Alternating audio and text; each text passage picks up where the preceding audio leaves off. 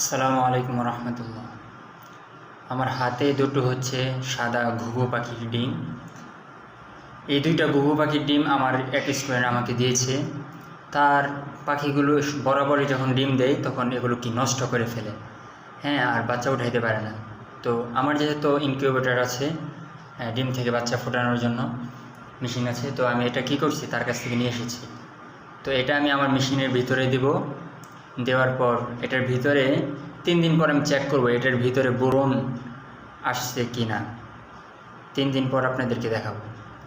দিন পর আমরা দেখতে পাচ্ছি যে ডিমের ভিতরে ব্রণ চলে এসেছে।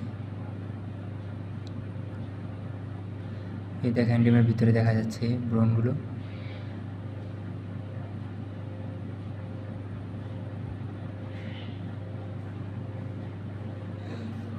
দেখি এটা দ্বিতীয়টা ডিমটা দেখি, হ্যাঁ, এটার ভিতরেও ব্রণ চলে এসেছে।